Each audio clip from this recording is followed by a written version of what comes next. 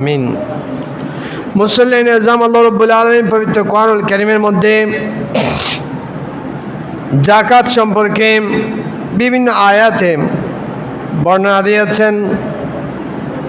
প্রায় 32টি আয়াতের মধ্যে যাকাতের বিষয় উপস্থাপিত হয়েছে। আল্লাহ রাব্বুল আলামিন যাকাত দেওয়ার ব্যাপারে নির্দেশ দিয়েছেন। তন্মধ্যে 28টি স্থানের মধ্যে আল্লাহ রাব্বুল আলামিন নামাজের কথা বলার সাথে সাথে যাকাতের কথা বলেছেন। নামাজ যেমন ফরজ ইবাদত, অনুরূপভাবে যাকাত এটাও একটি ফরজ ইবাদত। কিছু শর্ত শরায়েত যদি পাওয়া যায় তখন ওই বান্দাকে যাকাত অবশ্যই আদায় করতে হবে। রব্বুল ইজ্জত অত্র আয়াতের মধ্যে বলছেন, তোমরা নামাজ কায়েম করো এবং যাকাত আদায় করো। তোমরা তোমাদের নিজেদের জন্যে কল্যাণকর যাই কিছুই তোমরা উপস্থাপন করে থাকো, আল্লাহ রাব্বুল আলামিনের সন্তুষ্টি অর্জনের জন্যে ব্যয় করে থাকো, সেটির প্রতিদান তোমরা আল্লাহ রাব্বুল আলামিনের নিকট প্রাপ্ত হবে। অত্র আয়াতের মধ্যে আল্লাহ রাব্বুল আলামিন নামাজ কায়েমের পাশাপাশি যাকাতের বিষয়ে বলেছেন। নামাজ কায়েম মানে নিজে নামাজ আদায় করা, নিজের পরিবার পরিজনের মধ্যে যারা রয়েছে তাদেরকে নামাজ আদায় করার জন্যে, পুরুষ হলে জামাত সহকারে নামাজ আদায় করার জন্য উদ্বুদ্ধ করা, মহিলা হলে ঘরের মধ্যে নামাজ পড়ার জন্য উদ্বুদ্ধ করার, এবং সমাজের প্রতিবেশী এলাকার মানুষদেরকে নামাজের প্রতি উদ্বুদ্ধ করার মাধ্যমে সমাজের মধ্যে নামাজকে কায়েম করার কথা বলা হয়েছে। পাশাপাশি যাকাতের কথা বলা হয়েছে। আমরা জানি যাকাত শব্দের কয়েকটি অর্থ রয়েছে। একটি হচ্ছে যাকাত শব্দের অর্থ পবিত্র হওয়া, পরিশুদ্ধ হওয়া। তো যাকাতকে যাকাত কেন বলা হয়, তার একটি কারণ হচ্ছে যাকাত দেওয়ার কারণে বান্দার সম্পদ পরিশুদ্ধ হয়। আল্লাহ রাব্বুল আলামিন যাকাত দেওয়ার কারণে বান্দার ওই সম্পদকে পবিত্র করেন। আল্লাহ রাব্বুল আলামিন পবিত্র কোরআনের মধ্যে ইরশাদ করছেন, সূরা তাওবার 103 নম্বর আয়াতে কারিমার মধ্যে আল্লাহ রাব্বুল আলামিন বলছেন, খুয মিন আমওয়ালিহিম সাদাকাতান তুতাহহিরুহুম ওয়া তুযাক্কিহিম বিহা। আল্লাহ রাব্বুল আলামিন দায়িত্বশীলদেরকে সম্বোধন করে বলছেন, তোমরা যারা সম্পদশালী রয়েছে তাদের থেকে তোমরা নির্দিষ্ট পরিমাণ অংশ যাকাত হিসেবে গ্রহণ করো, যেন তাদের এই সম্পদের যাকাত আদায়ের মাধ্যমে তাদের সম্পদকে পবিত্র করা যায়। এখানে রাসূল কারীম সাল্লাল্লাহু তাআলা আলাইহি ওয়াসাল্লামকে যদিও বা সম্বোধন করা হয়েছে, এটা প্রতিটি ক্ষেত্রে, প্রতিটি সমাজের, প্রতিটি এলাকায় দায়িত্ববান যারা রয়েছে তাদের দায়িত্ব, কর্তব্য মানুষকে যাকাত দেওয়ার প্রতি উদ্বুদ্ধ করা। আল্লাহ রাব্বুল আলামিন বলছেন জাকাত তাদের সম্পদ থেকে জাকাত এটা কেন নেওয়া হবে? এই জাকাত নেওয়ার মাধ্যমে এই সম্পদের অংশ, নির্দিষ্ট একটি অংশ গরিব, নির্দিষ্ট যারা জাকাত গ্রহণ করতে পারবে এমন ব্যক্তিদেরকে দেওয়ার মাধ্যমে তাদের ওই সম্পদ, তাদের যে বাকি সম্পদ রয়েছে ওই সম্পদগুলো পবিত্র হবে এবং তাদের সম্পদ বরকতময় হবে। তাহলে আল্লাহ রাব্বুল আলামিন অত্র আয়াতের মধ্যে জাকাত আদায়ের মাধ্যমে যে সম্পদ পবিত্র হয় সেটা ইঙ্গিত করেছেন। এই জন্য জাকাতকে জাকাত বলা হয়, কারণ জাকাত দেওয়ার মাধ্যমে সম্পদের অবশিষ্ট অংশগুলো পবিত্র হয়ে যায়, পরিশুদ্ধ হয়ে যায়, পিওর হয়ে যায়, হালাল হয়ে যায়।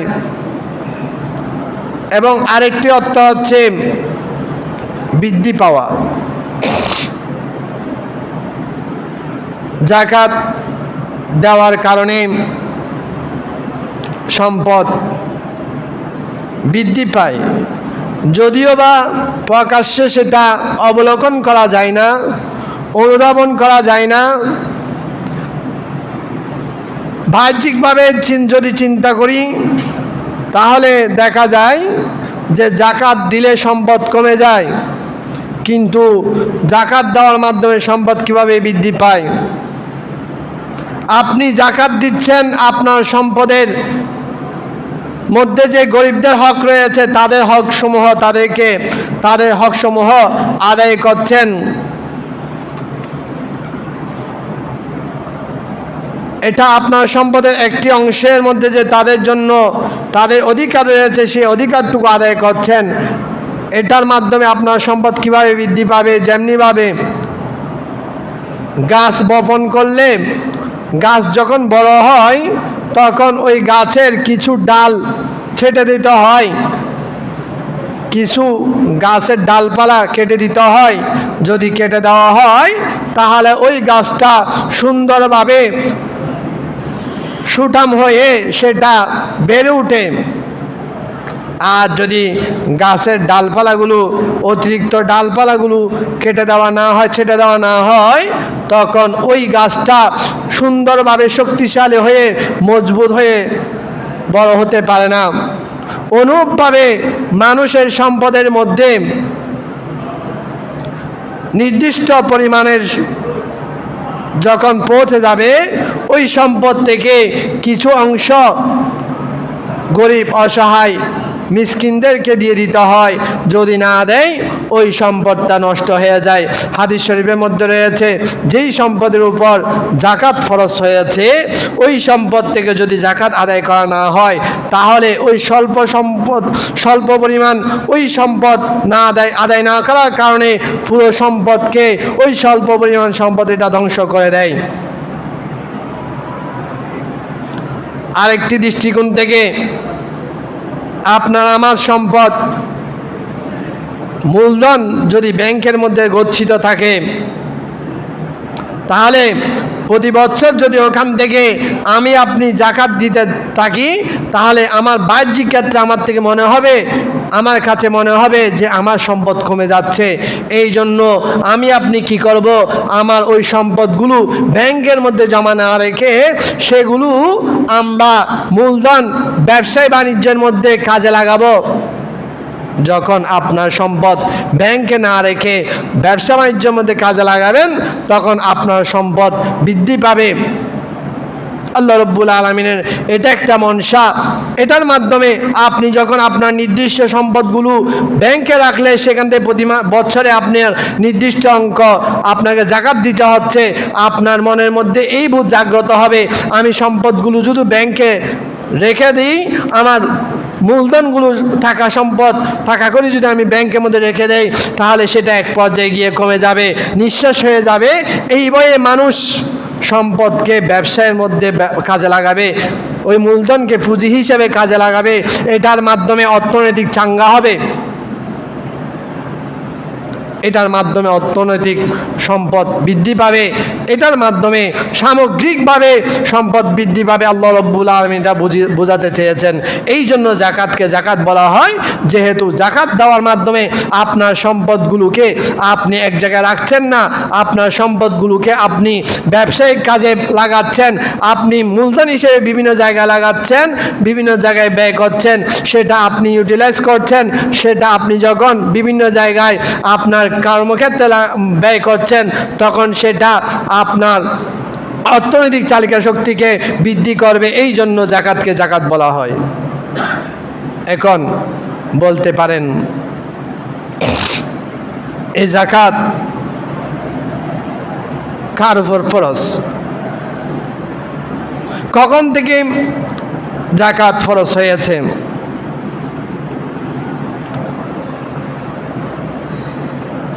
রাসূল করিম সাল্লাল্লাহু তাআলা আলাইহি ওয়াসাল্লাম মদিনা মুনাওয়ারায় হিজরত করার পর মুসলমানদের যখন অর্থনৈতিক শক্তি বেড়ে গেল, হিজরি 2য় সনে আল্লাহ রাব্বুল আলামিনের পক্ষ থেকে জাকাত ফরজ করা হয় মুসলমানদের উপর নির্দিষ্ট শর্ত সাপেক্ষে। কিছু শর্ত শরায়ত রয়েছে জাকাত ফরজ হওয়ার জন্যে। 1 নম্বর হচ্ছে ওই ব্যক্তিকে মুসলমান হতে হবে,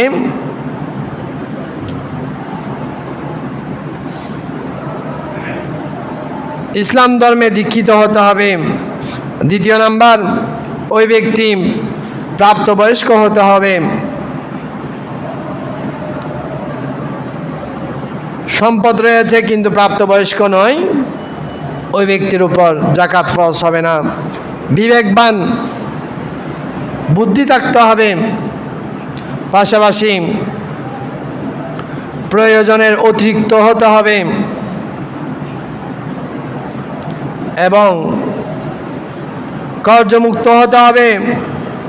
সর্বোপরি যেই সম্পদ রয়েছে সেগুলোর উপর 1 বছর, ওই অতিরিক্ত সম্পদের উপর 1 বছর পরিপূর্ণ হতে হবে। এখন অতিরিক্ত সম্পদ বলতে কি পরিমাণ সম্পদ হলে এই 6টির পাশাপাশি আমি জাকাত আমার উপর ফরজ হবে, আমাকে জাকাত দিতে হবে, এটার একটা মিকদার রয়েছে, পরিমাপ রয়েছে। বিভিন্ন সময় আপনারা শুনেছেন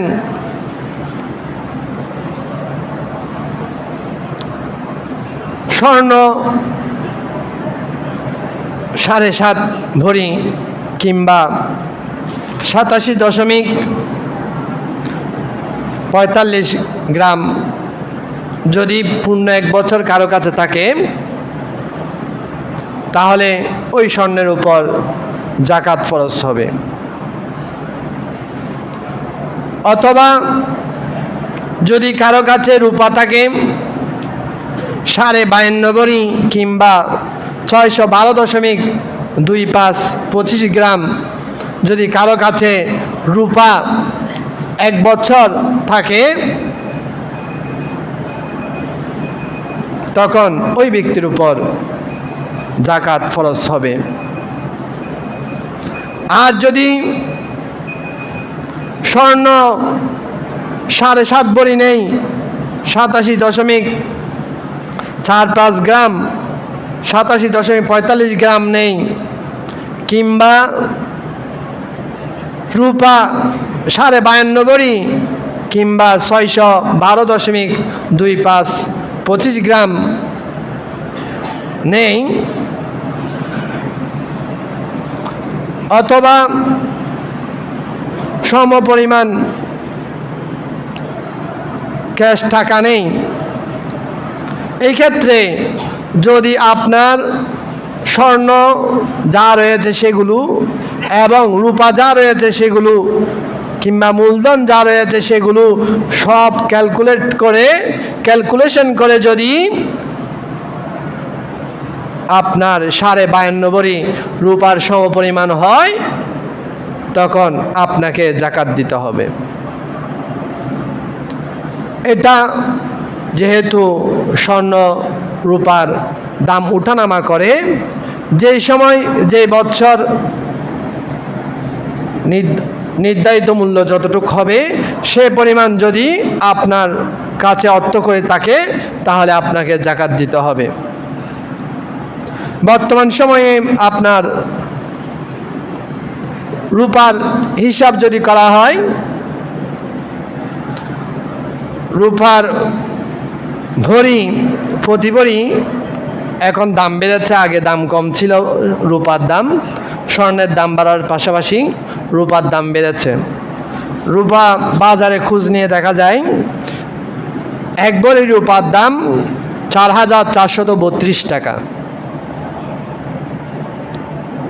এই হিসাবে 52 ভরি রূপার দাম আসে 2,32,680 টাকা। আর যদি গ্রাম হিসাব করা হয়, প্রতি গ্রাম রূপার মূল্য হচ্ছে আপনার 380 টাকা, আর 612.25 গ্রাম রূপার মূল্য হচ্ছে 2,32,655 টাকা। অর্থাৎ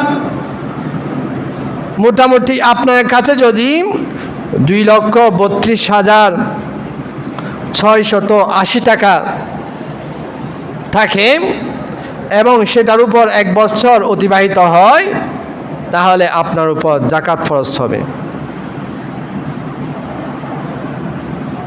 বছরের মাঝখানে কম বেশ হলে সমস্যা নেই। আপনার গত রমজানের মধ্যে মনে করেন আপনার কাছে মূলধন ছিল, আপনার কাছে সম্পদ আছে, সব মিলিয়ে স্বর্ণ কড়ি রূপা মূল ক্যাশ টাকা ইত্যাদি মিলিয়ে আপনার কাছে রমজান মাসে গত রমজানে 2,32,680 টাকা ছিল। মাঝখানে আপনার সেই টাকা কমে গিয়েছে, আবার এই রমজানে এসে আবার ওই 2,32,680 টাকার সমপরিমাণ যদি আপনার থাকে, এই সমপরিমাণ টাকার উপর যদি আপনার 1 বছর অতিবাহিত হয় এবং এটা আপনার প্রয়োজনের অতিরিক্ত হয়, এটার উপর আপনার যাকাত ফরজ হবে শতকরা 2.5 টাকা করে, 1,025 টাকা করে আপনাকে 40 ভাগের 1 ভাগ যাকাত আদায় করতে হবে। অনেকে বলতে পারেন যে আমি ব্যবসা বাণিজ্য করি, আমার হিসাব কিভাবে করব? আপনার দোকান রয়েছে, ব্যবসা বাণিজ্য করেন, সেক্ষেত্রে আপনার উপস্থিত যা দোকানের মধ্যে মালামাল রয়েছে সেগুলোর একটি হিসাব করবেন। আপনার দোকানের মালামালের বাবদ কত টাকা আসে এবং আপনার ক্যাশ টাকা যা রয়েছে, আপনার ক্যাশের মধ্যে যা রয়েছে, আপনার ডিপোজিটের মধ্যে যা রয়েছে, আপনার ব্যাংকের মধ্যে ব্যাংক অ্যাকাউন্টের মধ্যে যা রয়েছে সেগুলো হিসাব করবেন। সব মিলিয়ে যদি আপনার ওই 2,32,680 টাকা হয় তাহলে আপনাকে যাকাত দিতে হবে।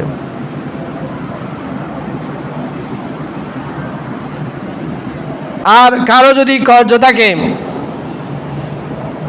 ওই কর্জটা যদি আপনি পরিশোধ করে দেওয়ার পর আপনার টাকা ওই নেশাব পরিমাণ না হয় তখন আপনার উপর যাকাত ফরজ হবে না। তবে হ্যাঁ, আপনি কর্জ আছে, কর্জটা পরিশোধও করলেন না, আপনার ওই টাকা আপনি রেখে দিলেন, তখন আপনাকে যাকাত দিতে হবে। আপনি যদি বলেন আমার কর্জ আছে আমি যাকাত দেব না, আপনি আপনার কর্জগুলো পরিশোধ করে দেন, তাহলে ইসলাম আপনাকে যাকাত দিতে বলবে না। যদি আপনি কর্জ পরিশোধ করার পর আপনার ওই নেশাব পরিমাণ সম্পদ টাকা না থাকে তাহলে আপনার উপর যাকাত ফরজ হবে না। আপনি কর্জ পরিশোধ করবেন না আবার টাকাগুলো রেখে দিবেন, ইসলাম এটা সমর্থন করে না। আরেকটা বিষয়, অনেকের টাকা রয়েছে, টাকাগুলো কাউকে ধার দিয়েছে, এটার হিসাব করবে কিনা? যদি আপনি কাউকে ঋণ দিয়ে থাকেন, কর্জে হাসানা দিয়ে থাকেন, সেটা আপনি যদি পাওয়ার নিশ্চিত থাকে আপনাকে সে নির্দিষ্ট সময়ে দিয়ে দেবে, তাহলে ওটা আপনার ব্যাংকে টাকা যেভাবে হিসাব করেন অনুরূপভাবে আপনার ওই আরেকজনকে যে কর্জ দিয়েছেন সেটা ব্যাংকের জমা টাকার ন্যায় হিসাব করবেন, সেটাও আপনি হিসাবের মধ্যে রাখবেন। আর যদি আপনি নিশ্চিত নয় সে আপনাকে টাকা দিবে যে সেটা নিশ্চিত না হন, তাহলে আপনি ওটা আপনার হিসাবের মধ্যে আনবেন না। ওই টাকাটা আপনি যখন পাবেন তখন আপনি হিসাবের মধ্যে রাখবেন। যদি আপনি নিশ্চিত হন সে আপনাকে টাকাগুলো দেবে, তাহলে আপনার হিসাবের মধ্যে ওই কর্জ দেওয়া, আপনি যে কর্জে হাসানা দিয়েছেন ওই টাকাগুলো আপনি হিসাবের মধ্যে রাখবেন। অনেকের ইটভাটা রয়েছে, ইটের ব্যবসা করেন, ওনারা আপনাদের জাকাতের হিসাব কিভাবে করবেন? এই ক্ষেত্রে তৈরিকৃত ইট যা আপনি বিক্রয় করার জন্য প্রস্তুত করেছেন, যেগুলো আগুনের মধ্যে রয়েছে সেগুলো নয়, বরং যেগুলো রেডি হয়ে গিয়েছে বিক্রি করতে পারবেন, স্টক করে রেখেছেন, সেগুলোকে আপনাকে হিসাব করতে হবে সেখানে কয় টাকার ইট রয়েছে। এগুলোর পাশাপাশি আপনার যে ক্যাশ টাকা রয়েছে ওই ক্যাশ টাকার হিসাব করতে হবে। এগুলো করে আপনার যদি ওই সমপরিমাণ টাকার নেশা পরিমাণ সম্পদ হয় এবং আপনার গত বছরও সেই পরিমাণ টাকা থাকে, পরিপূর্ণ 1 বছর যদি অতিবাহিত হয়, তাহলে আপনার ওই সম্পদ থেকে আপনাকে 40 ভাগের 1 ভাগ শতকরা 2.5 টাকা করে আপনাকে জাকাত দিতে হবে। আপনার ওই সম্পদ হিসাব করে জাকাত দিতে হবে। আনুমানিক হারে আপনি জাকাত দিলে ওই জাকাত আদায় হবে না। যদি হিসাব করে জাকাত আদায় করেন তাহলে আল্লাহ রব্বুল আলামিন আপনার ওই সম্পদ থেকে জাকাত আদায় করার কারণে আপনাকে আল্লাহ রব্বুল আলামিন আপনার ওই সম্পদকে ধ্বংস হওয়া থেকে আল্লাহ রব্বুল আলামিন রক্ষা করবেন। ওই সম্পদের জিম্মাদার আল্লাহ রব্বুল আলামিন নেবেন। ওই সম্পদকে রক্ষণাবেক্ষণ করার জন্য আল্লাহ রব্বুল আলামিনের পক্ষ থেকে ফেরেশতা নিয়োগ করবেন। আর যদি আপনি ওই সম্পদ থেকে জাকাত আদায় না করেন তাহলে আপনার ওই সম্পদ আপনার জন্য কাল হয়ে দাঁড়াবে। হাদিস শরীফের মধ্যে রয়েছে রাসূল করিম সাল্লাল্লাহু তাআলা আলাইহি ওয়াসাল্লাম ইরশাদ করেছেন, যে ব্যক্তি সম্পদের উপর জাকাত ফরজ হওয়ার পর সম্পদ থেকে জাকাত আদায় করবে না, ওই সম্পদগুলো তাকে ধ্বংস করে দেবে। তার ওই সম্পদ তার জন্য অভিশাপ হয়ে দাঁড়াবে। দুনিয়াতেও সে বিপদগ্রস্ত হবে, পরকালেও সে বিপদগ্রস্ত হবে। হাদিস শরীফের মধ্যে রয়েছে ওই সম্পদগুলো আপনার আমার কবরের মধ্যে যদি আপনি জাকাত আদায় না করি, তাহলে সেই সম্পদ যেগুলো আমরা অনেক আদর করে সিন্দুকের মধ্যে ব্যাংকের মধ্যে রেখেছি সেগুলো বিষধর সাপ হয়ে যাবে। বিষধর সাপ হয়ে সেই সম্পদগুলো আপনাকে আমাকে দংশন করতে থাকবে। সম্পদকে যদি ওই সর্পকে যদি আপনি যদি সরাতে চাই, ওই সম্পদ সরবে না, নড়বে না। ওই সর্প আপনার আমার থেকে যাবে না, বরং ওই সম্পদ বলবে, তুমি আমাকে ভয় পাচ্ছ কেন? আমি তো তোমার গচ্ছিত সম্পদ, তুমি যা যত্ন করে রেখেছিলে আমি ওই সম্পদ এটার সঠিক ব্যবহার না করার কারণে, জাকাত আদায় না করার কারণে আমি আজকে সর্পরূপে তোমাকে দংশন করছি। কিতাবের মধ্যে রয়েছে এমনভাবে দংশন করতে থাকবে যতক্ষণ না তার শরীর ওই সর্পের ওই সাপের খাদ্য হিসেবে পরিগণিত না হবে, ততক্ষণ পর্যন্ত ওই সর্প মানুষকে দংশন করতে থাকবে। এটা বাস্তবে পরীক্ষিত, আপনারা বিভিন্ন সময় শুনেছেন। সাহাবায়ে কেরামের যুগেও একজন মানুষ মারা গিয়েছে, মারা যাওয়ার পর তাকে দাফন করার জন্যে কবর খনন করা হলো। কবর খনন করার পর দেখছে ওই কবরের মধ্যে বিষাক্ত সাপ। এভাবে 1টা 2টা 3টা 4টা অনেকগুলো কবর খনন করা হলো। কবর খনন করার পর দেখতে পেল প্রত্যেকটা কবরের মধ্যে বিষাক্ত সর্প রয়েছে, সাপ রয়েছে। তখন হযরতে আব্দুল্লাহ ইবনে আব্বাস রাদিয়াল্লাহু তাআলা আনহুর সময়কালে ওই যুগের মধ্যে হযরত আব্দুল্লাহ ইবনে আব্বাস রাদিয়াল্লাহু তাআলা আনহু ছিলেন রইসুল মুফাসসির। ওনাকে জিজ্ঞাসা করা হলো, হ্যাঁ আল্লাহ রসুলের সাহাবী, এখন আমরা কি করতে পারি? ওই লোক তো ইবাদতকারী ছিল, আবেদ ছিল, পরহেজগার মানুষ ছিল, তার কবরের এই অবস্থা। তখন জিজ্ঞাসা করা হলো তার কোনো খারাপ মন্দ বৈশিষ্ট্য আছে কিনা। তখন জানা গেল সে যাকাত দিত না। তখন হযরত আব্দুল্লাহ ইবনে আব্বাস রাদিয়াল্লাহু তাআলা আনহু বললেন, আর কিছু করার নাই, তাকে ওই কবরের মধ্যে দাফন করতে হবে। এভাবে দেখা অবস্থায় কবরের মধ্যে সর্প রয়েছে সেটা দেখে ওই কবরের মধ্যে আপনজনকে দাফন করতে হয়েছে। তো আমার আপনার সম্পত্তিগুলো কার জন্য রেখে যাচ্ছি? আমি আপনি যখন মারা যাব ওই সম্পদ আর আমার থাকবে না, আমার সম্পদগুলো নিয়ে খাড়াখাড়ি চলবে। আমার আত্মীয় স্বজনের মধ্যে উত্তরাধিকারী যারা রয়েছে তাদের মধ্যে বন্টন করার জন্য অনেক সময় দেখা যায় বাবা মারা গিয়েছে, বাবাকে দাফন করার আগে সন্তানদের মধ্যে ভাগ বাটোয়ারা হওয়ার জন্য বসে যায়, এখনো বাবাকে দাফন করে নাই। তো আমার আপনার এই সম্পদ যা আমি আপনি আল্লাহর রাস্তায় দান করব, ওই নির্দিষ্ট ওয়াজিব ফরজ যাকাত আদায় করব, নফল সদকা আদায় করব, সেগুলো আমার আপনার। যেগুলো দুনিয়াতে রেখে যাব সেগুলো আমার আপনার নয়। অনেক কষ্ট করে কোটি টাকার সম্পদ জোগাড় করার পর আমি আপনি যখন নিঃশ্বাস চলে যাবে, ওই সম্পদ আপনার আমার জন্য, আপনার আমার সন্তান 1 টাকা আল্লাহ রাস্তায় ব্যয় করবে না। আপনি আমি যা ব্যয় করব সেটাই।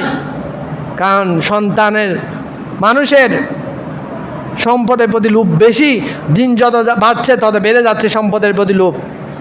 এই জন্য আমি আপনি আমার আপনার সামর্থ্য থাকার সময়ে আপনাকে আমাকে ন্যায়সঙ্গতভাবে যাকাত ফরজ হলে যাকাতগুলো আদায় করতে হবে। নির্দিষ্ট মানুষ যারা গরিব অসহায় দিনমজুর, যারা দিনে এনে দিনে খায়, গরিব থাকার জায়গা নেই, এমন মানুষকে যাকাত দিতে পারবেন, তারা যাকাত নিতে পারবে। যারা মুসাফির, সম্পদ ছিল, সম্পদশালী ছিল, কোনো দুর্ঘটনাবশত তার সম্পদগুলো হারিয়ে গিয়েছে, তখন সে আপন গন্তব্যস্থলে যেতে পারছে না, তাকে ওই যাকাতের টাকা দেওয়া যাবে। যারা যাকাত কালেক্টর রয়েছে কিন্তু অসচ্ছল, তাদেরকেও যাকাত দেওয়া যাবে। যাকাত নির্দিষ্টভাবে আপনি আমি যদি পরিপূর্ণভাবে একজন মানুষকে যাকাত দেই, তাহলে ওই ব্যক্তি স্বাবলম্বী হয়ে আগামী বছর সে যাকাত দিতে পারবে। আমাদের দেশে এলাকার মধ্যে আমরা যেভাবে যাকাত দেই সেটা পরিকল্পিত ব্যবস্থা নয়। আমার অনেকগুলো টাকা কিছু মানুষকে 100 টাকা 200 টাকা করে দিলাম। আপনার যদি অঢেল সম্পত্তি থাকে, একজন মানুষকে এভাবে দেবেন সে যেন আগামী বছর আর যাকাতের জন্য হাত পাততে না হয়, যেন স্বাবলম্বী হয়ে যায়, তার একটা ইনকামের সোর্স হয়ে যায়। তাকে একটা গাড়ি কিনে দেন, তাকে একটা রিক্সা কিনে দেন, তার ব্যবসা বাণিজ্য করার জন্য কোনো উপায়। এভাবে যদি আমরা এগিয়ে আসি তাহলে সমাজের মধ্যে গরিব মানুষ, অসহায় মানুষের দারিদ্রতা দূর হবে, অর্থনৈতিকভাবে আমরা সম্পদশালী হব, আমাদের অর্থনৈতিক সমৃদ্ধ হবে। আল্লাহ রব্বুল আলামিন আমাদেরকে যাদের উপর যাকাত ফরজ হয়েছে যাকাত দেওয়ার তৌফিক দান করুক, হিসাব করে যথাযথভাবে যাকাত আদায় করার তৌফিক দান করুক। আমিন। ওয়া আখিরু দাওয়ানা আলহামদুলিল্লাহি রাব্বিল আলামিন। একান্ত কোনো যদি সমস্যা থাকে আমার সাথে আলাপ করবেন, ইনশাআল্লাহ আজিজ আমি আপনাদেরকে বোঝানোর চেষ্টা করব। আল্লাহ রব্বুল আলামিন আমাদেরকে যথাযথভাবে যাকাত আদায় করার তৌফিক দান করুক। সামনে দিয়ে গিয়ে এসে কাতারবন্দি হন, সুন্নত আদায় করুন। আসসালামু আলাইকুম ওয়া রাহমাতুল্লাহ।